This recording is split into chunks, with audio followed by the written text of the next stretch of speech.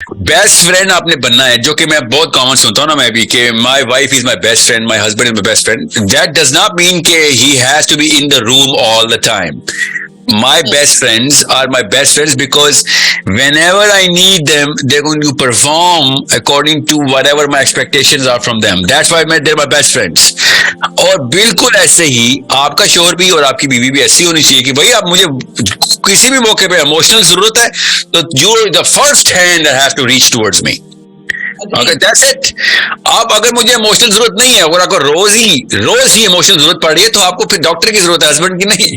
क्योंकि आपको ऐसा क्या मसला है जो रोज आपको एक एक डीप डिप्रेशन की फीलिंग है, आपको शोहर चाहिए आपको हर वक्त आपके साथ, तो that's there is a medicine for it.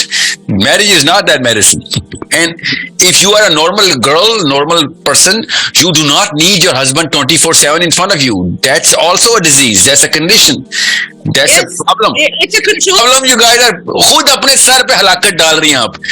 Let him be a very well maintained, socially active animal.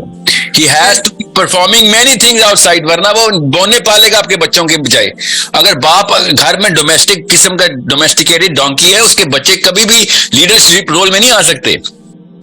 So, अगर आपको ये हो सकते हैं, मगर इनकी डेफिनेशन सीख हो जाए. बेस्ट फ्रेंड का मेरे 2-3 बेस्ट फ्रेंड्स हैं, मैं हर वक्त घर पे रखता हूँ उनको. मतलब मैं क्या करूँ अपने मेरे no, I know that's not why they don't mean mysterious as if he has something to hide.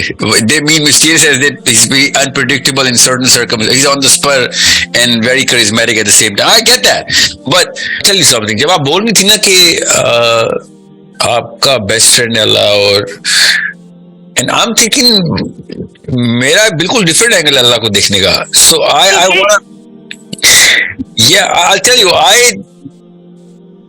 it's not very easy to swallow. I'm telling you this right now. But अगर आप पे मुसीबतें नहीं ना आ रही, तो आपको अल्लाह से प्यार नहीं है. That's a very hard statement to swallow. Let me open up the spectrum of personality development के अंदर कैरेक्टर कहाँ प्लेस करते हैं in the next session, so that girls को मेजर पता चल जाए कि भैया मेरा घर itself जो है ना, वो क्या मेरा कैरेक्टर बिल्डिंग मशीन है तो कैसे यूज करूं, और या फिर कैरेक्टर डिस्ट्रॉइंग मशीन है तो फिर मैं क्या करूं. How do I actually react to it and assemble myself independently. इसकी थेरेपी है जो कि हर बच्चा बच्ची कर सकते हैं खुद भी, but only they know big 5 personality test assessment कैसे कर लूं मैं बेसिक असेसमेंट, साइकोलॉजिकल नहीं तो इमोशनल प्रोफाइल असेसमेंट ही कर सकूं अपनी. सिंपल से मैकेनिज्म है. सो दे वुड नो कि भैया ये तो this is a very simple game, और my culture is not gonna help me, then I gotta do it my self. क्योंकि कुछ ऐसी चीजें हैं जो पाकिस्तानी होने की वजह से फायदे में जाती हैं, मगर ज्यादातर चीजें ऐसी हैं जो सिर्फ पाकिस्तानी होने की वजह से लड़की को नुकसान होगा ही होगा उसका. अस्सलाम वालेकुम, जिसमें फैसला आज कल हमने एक सीरीज़ शुरू की हुई थी जिसमें शायद सब वुमेन राइट्स के बेसिकली बारे में बात कर रहे होते हैं, और जिसमें जो इस्लामिक सेंस आ जाती है वो लोगों को इतना ज़्यादा जजमेंटल फेज में चला जाता है. जब ऐसे दोनों लोगों की शादी हो जाती है तो फिर उसके आफ्टर इफेक्ट बहुत ज़्यादा डाइवोर्स के केसेस में, अब्यूसिव और डोमेस्टिक वायलेंस की शक्ल में हमें देखने को मिलते हैं. वुमेन के अलग राइट्स हैं, मैन के अलग राइट्स हैं, दोनों की डोमेन बिल्कुल अलग ट्रैक पे है.